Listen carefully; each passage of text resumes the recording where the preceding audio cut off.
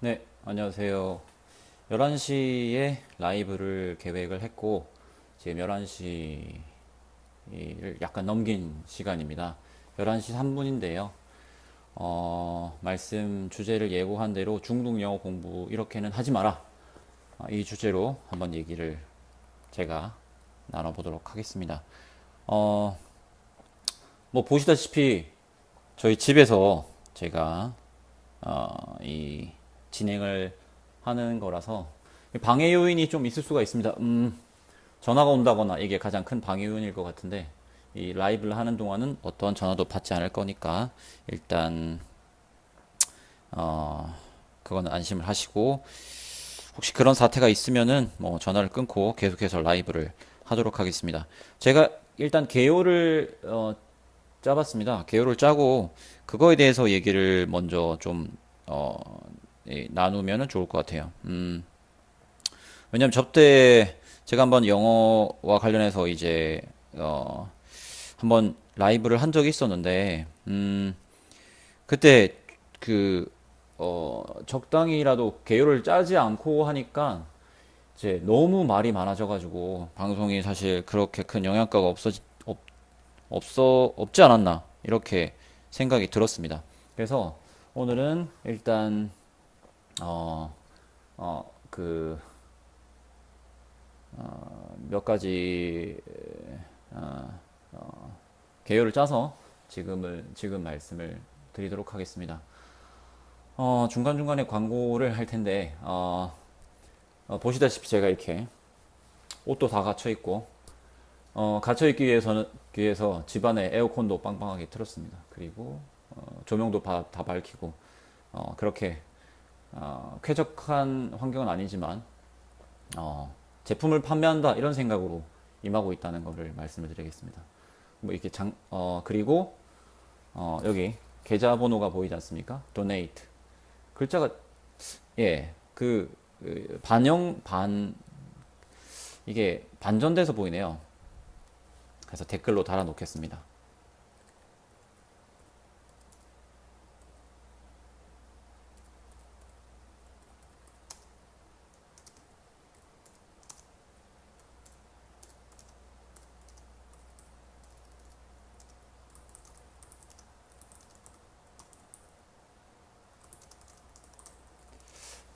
예, 일단 혹시나 이 방송을 다 못 본다 하시더라도 친구분들은 나중에 녹화 끝난 라이브 방송을 보실 수가 있을 겁니다. 그리고 나중에 정리를 해서 유튜브에도 올릴 생각이거든요. 제 일단 계획은 이렇게 정리를 해가지고 어, 글로도 이제 한번 남겨볼 생각입니다. 그리고 글자 반전되는 건 어떻게 해야 될지 모르겠는데 아마 이게 전면 카메라를 쓰니까 아이폰 특성상 반전되는 게 아닌가 싶습니다. 후면 카메라를 쓰면은 좋을 것 같은데 후면 카메라 쓰거나 아니면 노트북 카메라를 쓰거나 이렇게 하면 좋지 않을까. 제 생각은 일단 그렇네요. 그래서 일단 오늘 다룰 주제의 개략적인 개요를 말씀드리고 계속해서 할 얘기를 하도록 하겠습니다. 첫 번째는 저의 배경에 대해서 말씀드리고요. 제가 가진 제가 어떤 사람으로, 어떤 선생님으로 지내왔는지를 알아야지 제가 하는 조언 중에 어떤 취사를 선택하실 수 있을 것 같다고 생각합니다. 두 번째는 큰 틀에서 어떤 의도로 제가 이 얘기를 하는지를 말씀을 드리려고 합니다. 자, 세 번째는 영어 교과서의 구성이 어떻게 간단하게 되는지, 어떤 식으로 구성이 되는지를 말씀을 드리겠습니다. 그리고 네 번째는 영어 내신 준비를 어떻게 할 것인가, 그와 관련해서는 두 가지 이 세부 실천사항, 사실 실천이라기보다는 주제가 말하는 것처럼 이렇게 해서는 안 된다라는 걸 먼저 말씀드리고 싶습니다. 이제 하지 않아야 될 방법이 더 중요하다고 생각을 하거든요. 일단 그렇게 말씀을 드리겠습니다. 자, 먼저 제 배경을 말씀드리면 저는 일단 경남 지역을 떠난 적이 없는 사람입니다. 중학교, 초중등, 고등학교, 대학교까지 경남에서 생활하고 경남에서 공부를 했습니다.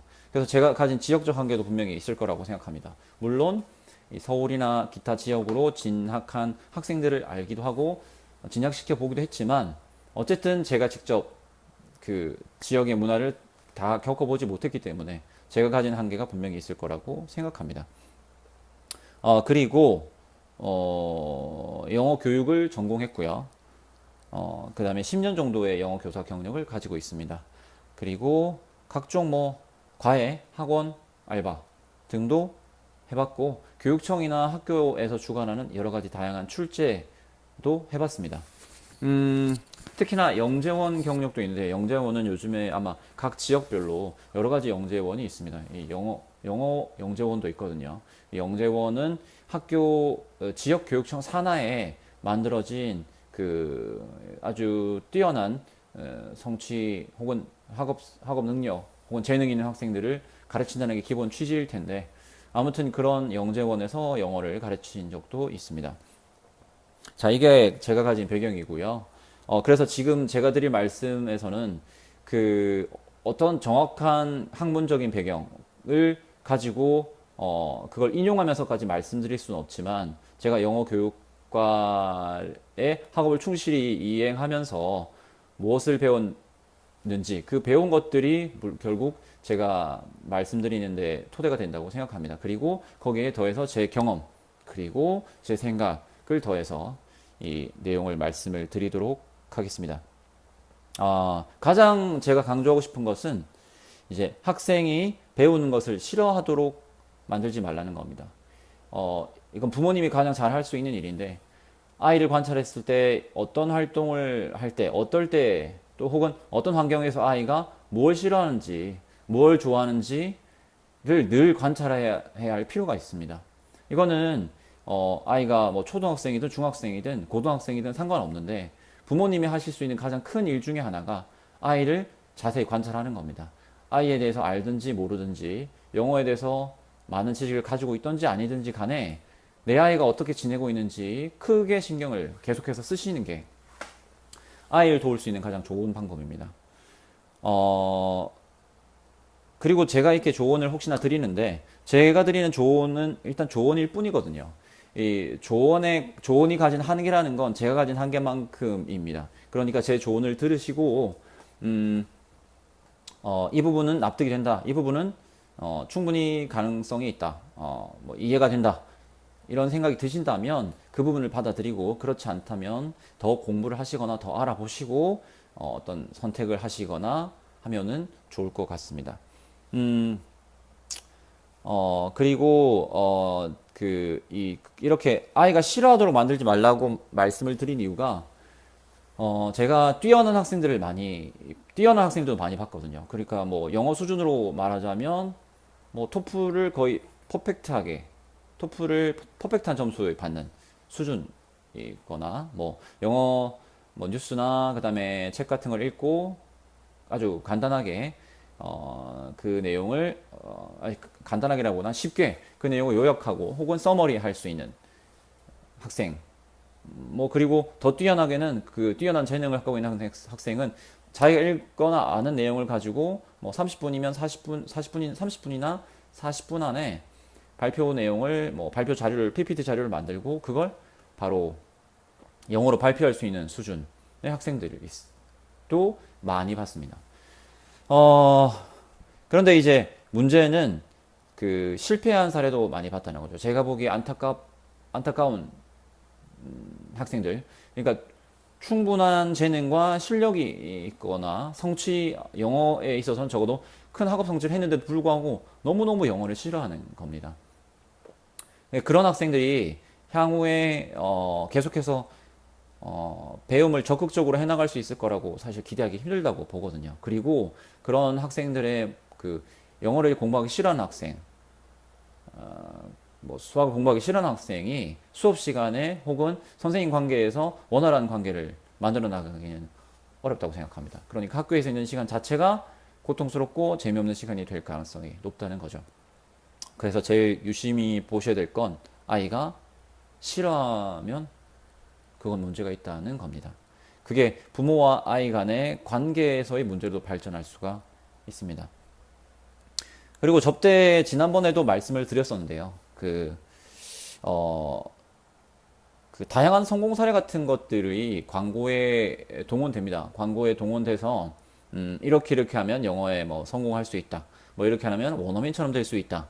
뭐 이렇게 광고를 하는데 성공 사례는 많이 있습니다. 왜냐하면 실패 사례는 누가 떠벌리지는 않기 때문에 그렇죠. 하지만 성공 사례를 보고 내 아이도 저렇게 시키면 되겠지라고 간주하는 건 문제가 있습니다. 일단 내 아이도 저렇게 시키면 되겠지라는 데부터 문제가 시작된다고 볼 수 있습니다. 그래서 뭐 저도 대충 훑어는 보고 제 와이프도 책을 읽었는데 뭐 그 잠수뇌 같은 책 저는 별로 좋아하지 않습니다. 성공 사례를 엮은 다음에 이렇게 하면 마치 이 다양한 성공 사례를 막 묶어서 보여주면서 이제 당신 아이도 그렇게 될 수 있다. 당신 아이도 이렇게 하면 될 거야. 라는 어떤 뉘앙스를 풍기는 책. 그건 문제가 있다고 생각합니다. 그게 일단 이제 큰 틀에서 제가 말씀드리는 거고요. 그 오늘 제 방송은 30분 정도를 예정하고 있기 때문에 빨리 끝낼 수 다음 주제로 넘어갈 수 있도록 하겠습니다. 일단 그 영어 교과서의 구성을 말씀드리겠습니다. 아까 말씀드린 영어 교과서의 구성, 두 번째 내신 준비에서 하면 안 될 것 두 가지가 있는데, 첫 번째 영어 교과서의 구성입니다. 영어 교과서는 저도 초등학교는 잘 알지 못하는데요. 영어 교과서에서 일단 중학교의 영어는 어려운 수준은 아닙니다. 어려운 수준이 아니라는 말은 초등학교 때 전혀 영어를 하지 못했다 하더라도 아직도 여전히 중학교 때 따라잡을 수 있는 여지가 있다는 말입니다. 뭐 언제든지 뭐 고등학생에도 언제든지 학생이 원하기만 한다면 그 학업 내용을 따라잡는 게 노력은 들겠지만 불가능한 그 나이대는 없을 거거든요. 하지만 중학교 수준은 처음부터 다시 ABC부터 하는 건 아니지만 인사말이나 내 학교에 대한 것, 내 고장에 대한 것, 우리나라에 대한 것들 등과 같이 짧은 글들 위주입니다. 짧은 글들. 그리고 교과서는 특히나 지문이 길지가 않습니다. 자, 그리고 그런데 문제는 중3 때부터 사실 지문 길이가 좀 많이 늘어나는 편이거든요. 그래서 학생들이 중학교 1학년, 2학년 때는 뭐 어렵지 않다. 그리고 뭐 여차저차해도 영어 성적이 나온다 라고 생각했다면 중학교 3학년 때 가면 갑자기 지문 길이가 조금 더 길어지고 재미가 없어집니다. 학업 부담이 늘면서 학생들이 더 어려움을 겪게 될 수도 있죠. 그것도 좀 문제라고 생각하는데 중학교 1, 2학년 때와 3학년이 차이가 좀 큰 편입니다. 그래서 중학교 3학년 들어갈 때 많이 힘들어 할 수가 있겠죠. 근데 거기서 힘든 점은 거기서 끝나는 건 아니거든요. 중학교 3학년 끝나고 고등학교에 들어가게 되면 더 사실 힘듭니다. 더 힘든 게 학업 영어 때문에 힘들다기보다는 학교에서 보내는 시간이 갑자기 길어지기 때문에 힘들죠. 그래서 그런 부분 아이가 학교에서 시간을 더 보낸다는 것에 대해서 큰 부담을 느낄 수도 있습니다. 고등학교에 가면은 교과서를 하는데요. 고등학교 교과서, 뭐 1학년 교과서를 본다면 중학교 3학년의 교과서와 크게 차이가 있다고 보기 어렵습니다. 교과서가 구성은 대충 이렇게 되어 있거든요. 이게 공부하는 방법과도 관련이 있는데, 교과서의 맨 처음과 끝이 있을 때 첫 부분에는 랭귀지 포커스 같은 게 있습니다. 그래서 문법과 관련된 그 문법이라고 하긴 그렇지만 반드시 알아야 될 구문 한두 가지에다가 뭐라고 할까요? 회화에 적합한 표현 한 가지 정도를 세 가지 섞어서 이게 교과서에 나올 테니까 교과서 나오는 내내 이 내용 꼭 알아야 된다고 말하는 거죠. 먼저 이제 랭귀지 포커스가 되는 혹은 그래머 포인트라고 불리는 이 언어 기능들 요런 것들 이것들을 먼저 세 가지가 나옵니다. 그리고 나서 이렇게 그 교과서 텍스트를 통해서 이 지문 앞에 언급된 그래머 포인트나 랭귀지 포커스가 여러 번 제시가 되는 거죠. 그리고 맨 마지막에 가서는 다시 랭귀지 포커스나 그래머 포인트 같은 거 가지고 연수 문제를 내놓습니다. 근데 부모님들이 알고 계신 것처럼 교과서를 뭐 보셨겠지만 예전처럼 기계적으로 무언가를 바꿔 써라 이런 문제는 사실 지양되고 있거든요. 그래서 뭐 수동태를 능동태를 바꿔라, 능동태를 수동태를 바꿔라 이런 문제들이 수없이 많지는 않습니다. 저만 해도 영어 시간에 그런 연습을 엄청나게 많이 하고 했는데 지금은 그렇진 않아요. 그리고 고등학교 2, 3학년이 되면 이제 교과서가 슬슬 쓸모가 없게 됩니다. 이건 EBS의 영향이 큰데요. EBS와 수능이 연계되면서 그 각 학교들은 보통은 아직도 정시에 많은 시간을 할애하고 있습니다. 정시에 할애한다는 말은 수능에 나올 지문을 푼다는 거죠. EBS 연계가 계속해서 그 모양을 조금씩 달리하고 있긴 하지만 어쨌든 EBS 문제집은 이제 어떤 그 반드시 보아야 되는 정전과도 같은 그런 책이 됐습니다. 그래서 그 진도가 고등학교 2학년 때부터 고등학교 3학년 학생들이 보는 EBS 문제집을 보게 되는 거죠. 그런데 EBS 문제집은 정말 어렵습니다. 어려운 이유가 여러 가지가 있는데 내용상 어렵기도 하죠. 예를 들면 뭐가 있을까요? 뭐 뇌에서 일어나는 그 뇌신경세포의 전달 과정, 어떤 신호의 전달 과정 같은 것을 화학적으로 쏘는 글입니다. 뭐 화학식이 나오진 않지만 이런 과정으로 세포가 파이어링하고 뭐 이게 뭐 이렇게 뉴런이 이렇게 구성되어 있고 뭐 이렇게 전달되고 뭐 이런 걸 차단하는 물질이 무엇이 있고 이런 식이 진행되는 겁니다. 자, 그런데 그런 글이라 하더라도 어려운 글이라 하더라도 충분히 길다면 내가 모르는 건 좀 뛰어넘고 그 다음에 읽고 또 아는 부분에 조금이라도 아는 부분이 있으면 거기서 좀 힌트를 얻고 이게 가능하죠. 하지만 수능 지문은 정말 짧습니다. 한 단락 정도죠. 단어로 치면 90단어, 100단어 이렇게 뭐 그러니까 뭐 문단 하나만 제시해 놓는 겁니다. 그렇다면 만약에 그게 한글로 돼 있어도 학생들이 상당히 어려워할 수밖에 없거든요. 특히나 과학 지문이나 철학 같은 지문 이런 것들을 영어로 만들어 놓고는 게다가 영어로 만들어 놓은 그 지문들이 짧게 되어 있는 겁니다. 그 영어에서 지문의 어려움을 그 판별하는 방법이 여러 가지가 있는데요. 그 판별 방법 중에 하나가 뭐냐면 어떤 단어가 지문 내에서 몇 번 반복되느냐 이런 것들을 측정하는 겁니다. 자, 만약에 제가 뭐가 있을까요? 인공위성에 대해서 인공위성에 대한 글을 읽는다고 보죠. 근데 인공위성의 발사체, 로켓 분사 부분이 어떻게 작동하는지에 대한 글이 있는 겁니다. 그러면 이제 그 가스나 발화, 연소가 일어나는 과정에서 과정에 대한 설명에 관련된 단어가 여러 번 나올 수밖에 없겠죠. 하지만 수능 지문은 워낙 짧기 때문에 어렵다고 생각한 단어, 맥락을 통해서 파악해야 되는 그 단어가 몇 번 나오지 않는다는 겁니다.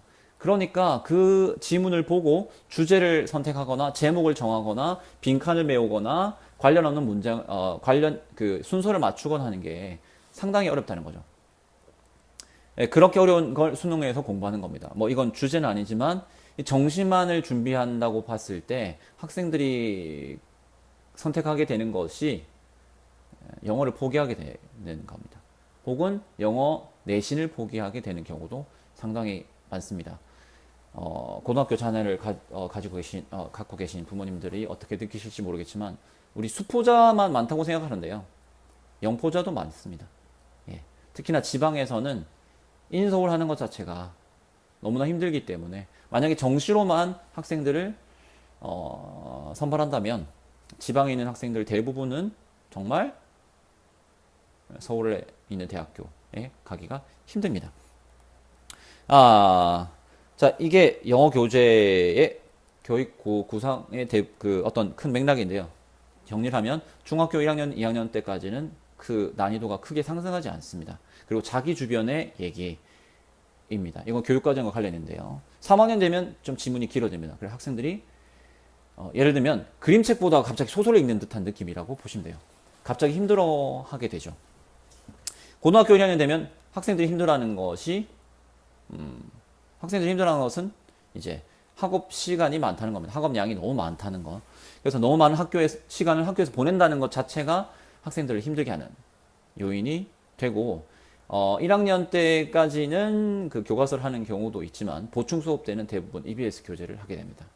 모의고사를 하든지 그 다음에 수능 기출 문제를 하든지 그리고 고등학교 2학년 3학년 되면 거의 수능 문제지를 풀게 됩니다. 그러면서 영어에서 손을 놓는. 네. 수능 문제집을 하면 그 양이 어마어마합니다. 어마어마합니다. 그 어려운 지문들을 봐야 되는 게 양이 어마어마하기 때문에 정말 수업을 따라가는 것조차도 힘들 수도 있습니다. 이제 본론이 되어야 되는 부분인데, 영어 내신을 준비할 때 어떻게 공부하면 안 되는지에 대해서 일단 말씀을 드리겠습니다. 제가 떠올렸던 첫 번째, 절대 하지 말아야 될 것.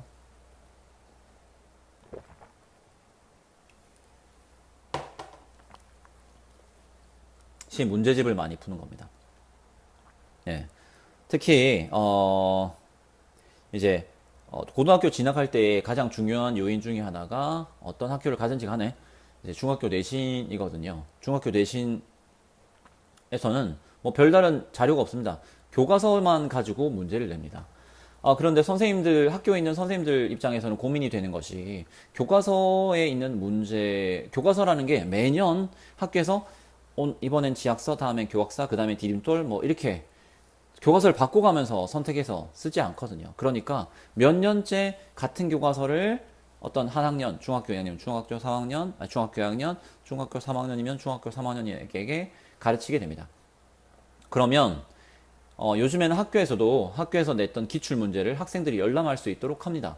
시험 기간이 되면 시험 범위가 발표되고 나서 학생들은 도서관 같은 곳을 통해서 작년 그 전에 나왔던 문제들을 열람할 수가 있습니다. 자, 그러면 선생님들이 낼 수 있는 문제의 폭이 줄겠죠. 아까 말씀드린 대로 중학교 수준에서의 지문의 난이도는 그렇게 높지 않습니다. 그런데 그 지문을 가지고 이미 여러 번 그 학교에서도 시험을 낸 겁니다. 그런데 학교 밖으로 나가서 학생들의 경우에는 이제 뭘 가지고 있느냐? 학원이나 과외 선생님이 갖고 있는 자료. 요즘에는 꼭 학원이 아니더라도 이미 뭐 온라인을 통해서도 어떤 학교의 어떤 교과서의 몇 년도 그 기출문제 이런 걸 쉽게 구할 수가 있습니다. 자, 그걸 다 가지고 있단 말이죠. 그걸 가지고 공부를 많이 합니다.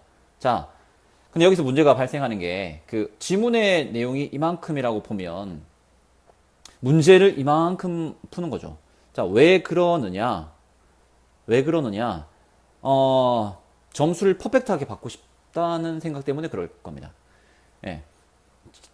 이 지문이라는 양이 A4 한 장 정도도 안 되거든요. 중학교 1학년 수준에서는. 그리고 물론 그 텍스트 말고 앞에 다이얼로그 부분, 대화 부분이나 그 다음에 그 뒷부분, 연습 문제 부분, 그런 것들을 합친다 하더라도 A4 한 장, 글자 포인트 10으로 하면은 한 장도 안 될 분량입니다. 그런데 이제,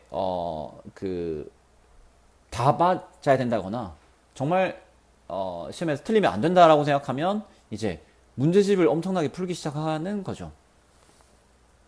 예, 문제집을 푸는 게 나쁜 건 아닙니다. 하지만, 문제집을 풀는 데 있어서 조심해야 될 것이 있습니다. 특히나, 문법 문제가 그렇습니다. 네. 문법 문제가요. 자, 여전히, 일단 문법에 대해서 설명을 하자면, 여전히 문법이 안 돼서 난 영어를 못한다라고 생각하시는 분들이 계시기도 하고, 그렇기 때문에 영어 공부가 어렵다고 생각하시는 분도 계실 텐데요. 이제 문법의 비중이라는 것 자체가 수능이나 수능에서는 특히 많이 줄었습니다. 한 문제, 두 문제 정도라고 생각하시면 돼요. 그리고 뭐 토익이든 탭스든 간에 그것이 많은 문제의 경우에는 문법이라기보다는 구문에 가까운 경우가 많습니다. 예를 들면 수거에 가까운 문제들이 많다는 거죠. 자, 그런데 학생들이 하는 것 중에 하나, 그리고 아무래도 내신 시험에서는 변별력, 이게 문제인데요. 변별도를 위해서 학생들이 맞추기 힘든 문제를 내는 경우가 있습니다. 그렇다 하더라도 학생들 문제 수준이라는 게 오답률이 너무 높으면 안 되는데요. 변별력이라는 것 때문에 학생들을 줄 세우기 위해서 문제를 아주 어렵게 내는 거죠. 그냥 어렵게만 하면 괜찮은데 그 문제 유형이 이상하거나 문제를 이해하기 힘들거나 너무 뭐랄까요? 너무 지엽적인 문제가 나올 때도 있습니다. 그러니까 뭐 이 단어 하나를 어떻게 바꿔야 되느냐? 이 단어 하나 대신에 쓸 수 있는 단어가 뭐냐? 뭐 이런 식으로 나올 수도 있는 거죠. 그게 바람직하지 못하지만 그걸 해결하기 위해서 문제지를 푸는 건 좋지 않습니다. 특히나 문법을 잘하고 싶다거나 문법 공부를 하고 싶다라고 생각하면 문법 문제를 많이 푸는 게 방법은 아닙니다. 자, 문법 문제를 많이 풀면 이게 무슨 현상이 일어나냐면 이런 겁니다. 제가 문법 문제 푸는데 이제 찍지 않는 이상 고심을 하면서 풀겠죠. 뭘 있을까요? should have pp가 있다. should have pp가 있는데 제가 거기 들어가는 게 should일지 would일지 must일지 뭐 이렇게 뭐 고민을 했다고 보죠. 그런 문법 문제가 있어가지고 고민을 엄청 하다가 내 생각엔 should인 것 같아. 혹은 내 생각엔 would인 것 같아 라고 해서 문제의 답을 써냈습니다. 자, 그게 어떤 효과를 가지냐면 나중에는 would가 맞는 것 같아 라는 생각을 계속할 가능성이 높은 겁니다. 그러니까 문법 문제를 특히나 문법 문제를 많이 풀어서는 안 되고요. 문법이 어떤 교과서에서 이 부분이 문법적으로 중요하다거나 구문상 중요하다거나 내용상 이해하는데 꼭 필수적이라고 생각하면 그 문장을 여러 번 써보는 게 훨씬 더 좋습니다. 사실 여러 번 써본다는 말은 외운다는 말이죠. 근데 외우지 않더라도 그 머리로 이게 무슨 이 표현이 뭐야? 라고 했을 때 뭐 블라블라블라 이렇게 나오는 수준이 아니다 하더라도 여러 번 소리 내서 읽는 것만으로도 기억될 가능성이 상당히 높거든요. 그렇게 소리로 공부하는 것도 좋은 방법입니다. 그래서 꼭 절대 하지 말아야 될 것은 문제지를 너무 많이 푸는 것. 특히나 문법 문제를 너무 많이 푸는 것은 오히려 오답, 그러니까 비문인 것을 정답인 것으로 기억하게 될 가능성이 높습니다. 그래서 뭐 성인분도 마찬가지겠지만 문법을 공부할 때는 올바른 문장을 많이 접하는 것이 좋습니다. 이것도 쉽지는 않겠지만 어쨌든 문제지를 많이 푸는 것은 아주 안 좋은 방법입니다. 특히나 아까 말씀드린 문법 문제를 많이 푸는 것은 아주 안 좋은 방법입니다. 그리고 수능에서도 문법 문제 비중이 상당히 낮기 때문에 사실 구문을 알아야 해석이 되는 건 맞지만 그걸 여기 들어갈 문법에 여기에 잘못 들어간 문법적으로를 찾아라 이런 문제들은 점점 덜 나오는 경향이거든요. 그래서 문제지를 많이 풀지 말라가 일단 제 조언이고요. 자, 그 다음에 단어장인데요. 이 단어장을 사서 단어를 외우는 거 있지 않습니까? 예를 들면 이런 그 유명한 단어들 많잖아요. 능률, 복화, 우선순위, 별별 단어장들이 다 많습니다. 그리고 EBS 교재가 나오면서 EBS에 나와 있는 EBS 나와 있는 교재들 그것들에 대한 단어를 모아놓은 이런 것들도 상당히 많습니다.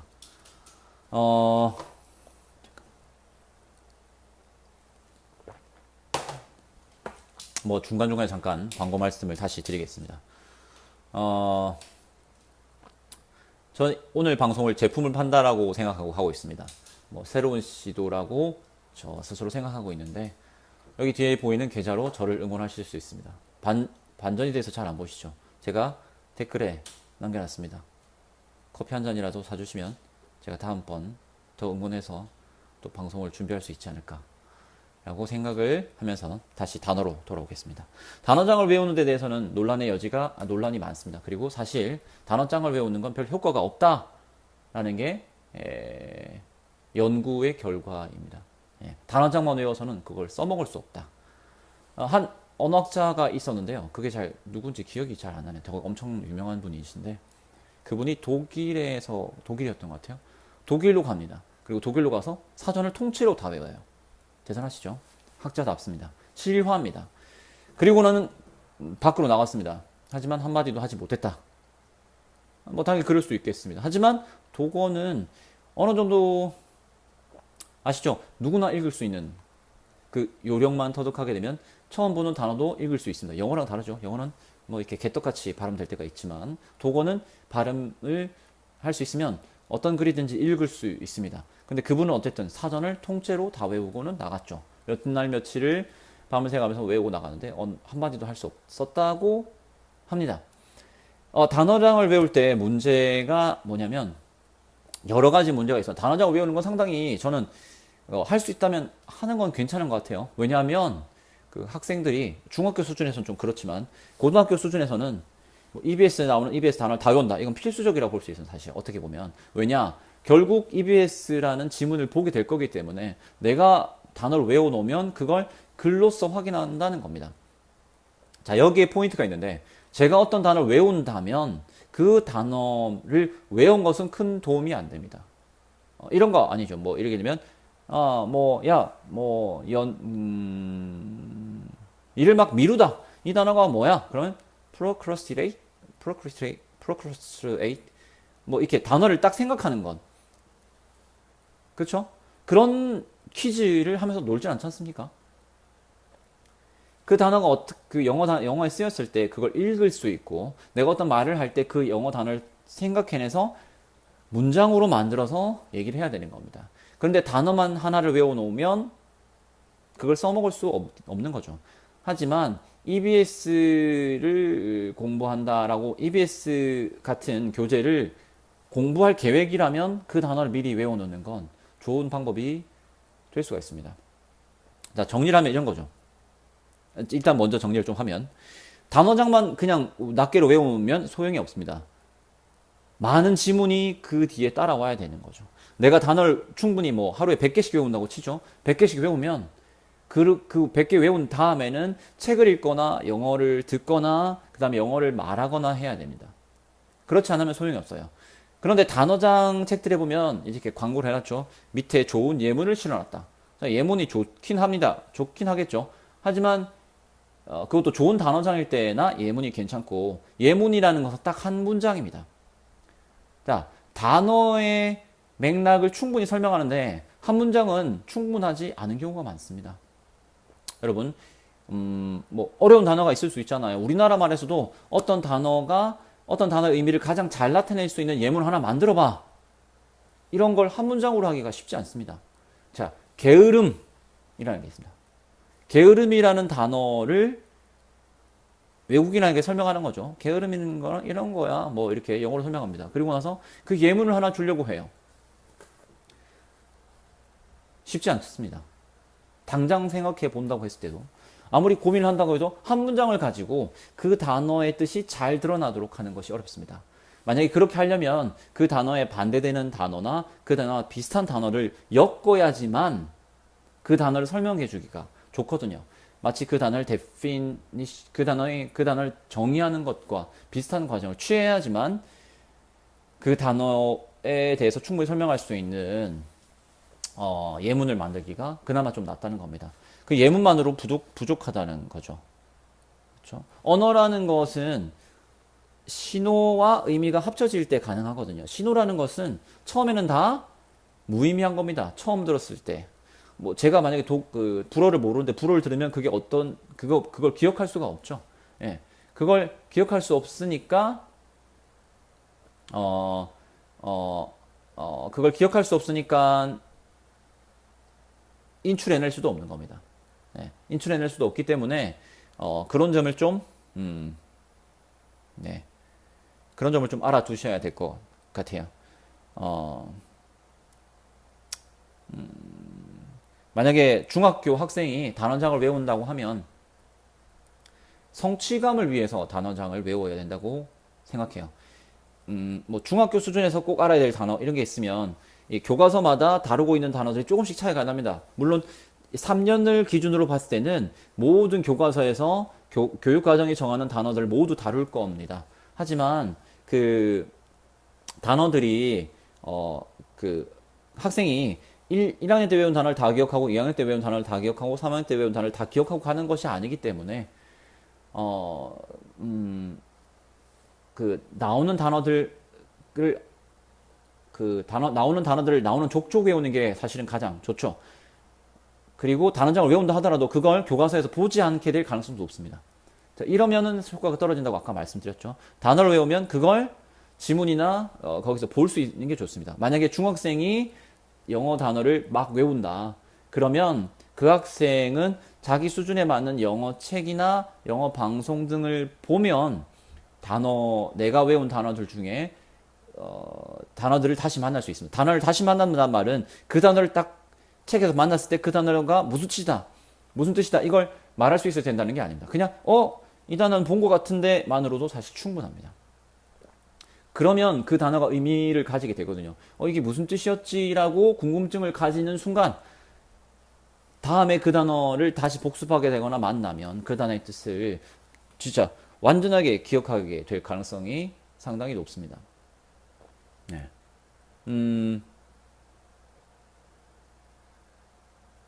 네. 또 그러면 뭐가 있을까요? 그리고 단어를 외우는 방법까지 일단 말씀을 드리고 마지막으로 끝을 내도록 하겠습니다. 예. 이게 지금 그 댓글을 통해서 이제 반전이 일어나는 거에 대해서 말씀을 하시는 게 약간 눈에 팔려가지고 다음번에 반전을 해가지고 필기라도 좀 하면서 할 수 있도록 하면 좋겠네요. 아무튼 여기는 제 계좌번호고 저를 응원해 주시길 바라겠습니다. 기부하실 수 있어요. 커피 한 잔 값 정도. 네. 네. 에어컨도 틀고 조명도 틀고 했기 때문에 아닙니다. 예, 사가실 필요는 없고요. 예, 이제 지금 머리 자르기 귀찮아서 머리를 좀 기르고 있습니다. 네. 수염도 길러야 되는데 자, 그러면 단어를 어떻게 외워야 되느냐?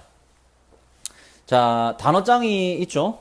단어장들은 보통은 일정을 가지고 외우라고 합니다. 60일 코스, 30일 코스로 나와 있죠. 그럼 60일 코스면 하루에 30개 정도, 40개 정도 단어를 외우라고 되어 있습니다. 자, 그걸 외우는 것도 쉽지 않습니다. 네. 그걸 외우는 것도 쉽지 않아요. 그 외운다라는 개념이 좀 달라서 그런데, 외운다고 했을 때 이런 겁니다. 이제 에빙하우스의 만각곡선 이런 거 들어보셨을 거예요. 외우고 나면 다음날 이후로 그 외운 단어들을 기억하게 못할 가능성이 높아집니다. 많이 외우면 더 그렇겠죠? 그렇죠? 많이 외우면 많이 외울수록 더 많이 잊어버리게 될 겁니다. 그런데 학생들은 보통 어떻게 하냐면, 잠깐만, 책을 좀 있어야 되겠네.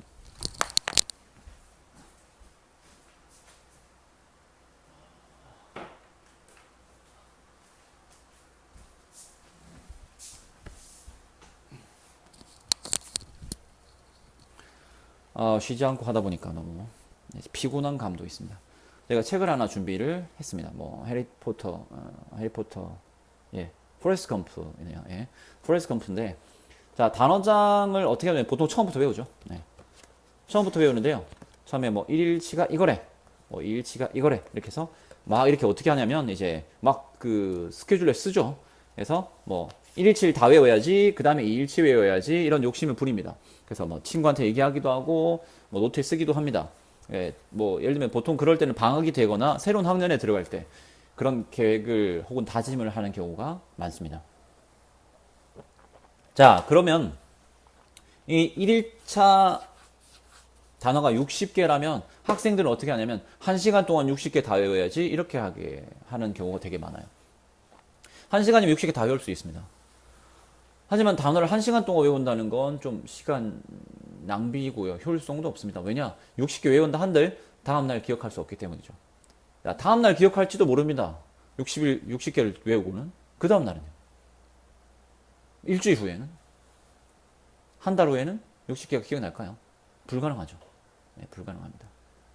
그러니까 잊어먹는다는 걸 자연스럽게 받아들여야 돼요. 잊어먹을 걸 알고 외우는 거죠. 그럼 요령이란 게 어떻게 되냐면, 이제 되도록이면 학생들한테 이렇게 조언을 하는데요. 이겁니다. 하루치 보통의 단어장이 60일 정도라고 되어 있다고 보면 60일 코스를 따라가는 게 힘든 게 너무 길어요. 방학 동안 다 외워야지. 방학은 30일 정도잖아요. 주말은 또 빼야 되지 않습니까? 3월부터 외워야지. 5월쯤에 시험이 시작됩니다. 네. 바빠요. 시험이 끝나면 어떻게 됩니까? 가끔 앞을 다시 돌아봅니다. 앞에 하나도 기억이 안 나. 이거죠. 단어를 외울 때 좋은 방법은 단어를 외운다기보다는 단어를 읽는다고 접근하는 게 좋습니다. 왜냐면 참 신기한 일인 게 한 번 봐도 외워지는 단어가 있습니다. 정말 신기하죠. 뭐 어떤 단어가 있을까? 이그노, 무시하다. 한 번 봐도 외워집니다. 한 번 봐도. 이 소리만 일단 철자는 일단 배제하고 소리와 뜻이 연결되는 쉽게 연결되는 단어들이 있습니다. 이그노, 무시하다. 다음날 그 다음날에도 기억될 가능성이 높습니다. 60개의 단어가 만약에 1일차에 있다면, 손가락 귀찮네요. 50개의 단어가 하루치 외워야 되는 몫이라면 그걸 처음부터 끝까지 읽어보는 겁니다. 읽는데도 요령이 있긴 하지만 그건 다음에 다루기도 하고요. 50개를 여러 번 읽어가는 겁니다. 뜻과 영어 뜻, 영어 뜻, 영어 뜻, 영어 뜻 이렇게 읽어가는 겁니다. 처음부터 목록을 50개씩 혹은 한 페이지씩 읽어가는 겁니다. 그러고 나서 가려가면서 한글을 보고 영어를 발음을 떠올려 보고 영어를 보고 한글 뜻을 떠올려 보고 이렇게 하다 보면 신기하게도 몇 개는 기억에 남습니다. 그날. 그러면 그냥 넘어가야 돼요. 네, 그렇게 넘어가야 됩니다. 그러면 60일 동안 지속할 수 있죠. 자, 그런데 그러면 또 그걸 1시간 동안 해야 되냐? 1시간 동안 하는 것이 아니라 공부와 공부 중간에 끼워 넣는 계획이 돼야 됩니다. 예를 들면 공부 계획 세우기 전에 무조건 단어를 한 10분, 20분 정도, 10분이면 충분하다 생각하는데 20분 정도 외운다. 그리고 수학하고 나서 한 20분 정도 시험시험 뭐 쉬는 김에 읽으면서 지나간다. 그리고 공부 마치고 스터디 플래너를 정리한 다음에 또 한 10분 정도 읽는다.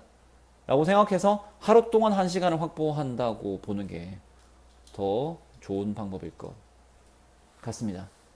그렇게 되면 제가 생각하는 사실 목표는 60일 코스라면 30일 만에 마쳐야 되고 더 좋다면 15일 만에 마치는 게 좋습니다. 자, 여기서 15일 마친다는 건 아까 말씀드린 대로 다 외우는 게 아니라 15일이니까 뭐 이틀치를, 3일치를, 4일치를 한 번에 다 읽어보는 겁니다.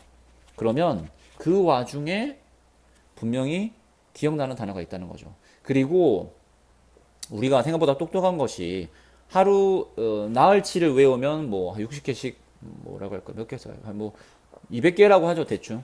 한 200개가 되는데 200개라는 단어를 보고 나면 그날 영어로 된 그 영상을 유튜브에 영어로 된 영상을 보거나 뭐 영어 책을 소설책을 읽으면 내가 본 200개 중에 무조건 한두 개, 두세 개 정도가 그 책에 나오게 됩니다. 그러면 그때 사전을 찾아본다든지 그냥 이게 무슨 뜻이었지 단원장에 나온 것 같은데 라는 것만으로도 다음번 공부할 때 큰 도움이 됩니다. 단어장을 그러니까 6달 동안 이걸 다 외워야지라는 게 올바른 단어장 사용법이라기보다는 한 달에 한 번 봐서 6번 본다. 6개월 만에 6번 본다는 게 훨씬 더 좋습니다. 네, 그리고 다 보면 이제 버리고 다른 단어장을 사거나 새 단어장을 사거나 뭐 이렇게 뭐 칠 같은 걸 할 수도 있으니까요. 그렇게 공부하는 게 제일 좋은 방법이라고 생각합니다. 오늘 정리가 어떻게 잘 됐나 모르겠습니다. 사실 지난번 방송에서 몇몇 분들이 도움이 됐다는 분들이 계셨고 제가 인터넷을 통해서는 영어에 대해서는 얘기를 하지 않아서 영어에 대해서 얘기를 하면 좋겠다라고 생각을 했습니다. 그리고 용감하게도 이렇게 계좌번호를 댓글에도 쓰고 칠판에 써가지고 응원의 입금을 부탁드리면서 방송을 해봤습니다. 정리를 일단 하루를 오늘 방송 전체를 정리하면 아이가 싫어하는 방식으로 무언가를 강요하고 있는지를 반드시 부모님이 아셔야 되고요. 학업량은 중학교 3학년 때 고등학교 2학년 때 갑자기 증가합니다. 그때 특히나 주의해서 봐주셔야 되고 중학교 수준에서 내신을 공부할 때는 문제지를 너무 많이 푸는 것이 더 나쁜 영향을 끼칠 수도 있습니다. 차라리 중요하게 생각되거나 선생님이 강조한 문장이 있으면 그 문장과 선생님이 필기해준 내용을 여러 번 소리내서 읽고 한두 번 기억해서 써보는 게 훨씬 더 도움이 됩니다. 그리고 단어를 외울 때는 단어장이 지시하는 대로 60일 동안 외운다면 그것도 괜찮겠지만 60일 중간중간에 쉬게 되는 공부의 흐름이 끊기게 되는 시간이 있을 수가 있기 때문에 차라리 15일 동안 영어 단어장을 읽는다라고 생각하는 게 훨씬 더 외우는 것도 귀찮으면 소리 내서 읽는다라고 생각하는 것도 좋은 방법이라고 생각합니다. 학생들이 공부를 하면서 성취감을 느끼는 것이 상당히 중요하거든요. 특히나 자아존중감이 낮은 학생의 경우에는 작은 성취를 쌓아 나갈 수 있도록 학습을 구성하는 게 정말 중요합니다. 학습 전략을 세울 때도 어떻게 하면 하루를 보람되게 보람을 느끼면서 하루를 마감할 수 있을지 그걸 꼭 명심해 주셨으면 좋겠습니다. 그리고 계속해서 댓글을 많이 달아주시고 있는 박정빈 선생님이 단어를 읽는 것에 대해서 한 번 더 댓글을 남겨주셨는데 단어를 읽을 때 요즘 학생들 단어 발음 기호를 잘 모르고 발음 기호를 찾지 않습니다. 특징은 만들어진 단어장을 보는 거죠. 지금 고등학교 교실에 가도 학생들이 단어를 찾지 않고 EBS 문제지 뒤에 있는 단어 목록을 봅니다. 단어를 읽지 못하는 경우도 너무너무 많아요. 당연히 단어를 읽을 수 있어야 됩니다. 단어를 외울 때도 단어의 소리와 의미가 먼저고 철자는 나중입니다. 그렇지 않겠어요? 우리가 단어를 사용하게 될 사용하게 될 예는 책 속에 단어가 쓰여져 있을 때 그 뜻을 아는 것이거나 내가 어떤 얘기를 해야 될 때 그 단어를 말로 만들어내는 겁니다. 쓰는 건 사실 최종 단계에 가까워요. 그리고 영어를 준비하는 데 있어서도 어떤 영어 시험을 본다고 했을 때도 영어 단어를 쓰라는 문제는 없습니다. 일단 수능에는 없죠. 영어 단어를 쓰라는 문제는 없습니다. 토익 탭스도 없습니다. 내신에만 있죠. 하지만 요즘에는 단어만 쓰라는 문제는 지양하고 단어의 어떤 형태를 제시하거나 보기를 제시하고 그걸 변형해서 쓰라고 하는 형태로 문제가 나옵니다. 그러니까 단어를 외워서 그걸 써야 될 때가 적은 거죠. 하지만 발음을 잘못 알고 있으면 혹은 발음을 하지 않으면 단어를 외울 수가 없습니다. 왜냐? 언어라는 것이 신호, 음성 신호가 되겠죠. 신호와 의미의 조합이기 때문에 신호를 기억하지 못하는데 의미가 여기 붙을 수가 없는 겁니다. 단어를 읽는 것이 중요하니까. 뭐 저는 고3 교실에 들어가면 혹시나 모르는 단어가 있으면 마음속으로 지문을 읽을 때 마음대로라도 읽으라고 하긴 하거든요. 그래야지 문법적인 요소, 문장에서의 문법 요소라도 이렇게 알아낼 수 있기 때문에. 이야기가 좀 길어졌습니다. 목표는 30분이었는데, 역시나 그런 것처럼, 거의 50분 정도를 떠들었습니다. 다음번 주제는 어떻게 할지 모르겠네요. 이걸 매주 할 수 있으면 좋은데, 기운이 빠져서, 쉽지 않은 일인 것 같습니다. 이걸 글로라도 정리해보거나 하는 게 좋을 것 같아요. 그리고 학생들에게 하는 조언은 선생님을 찾고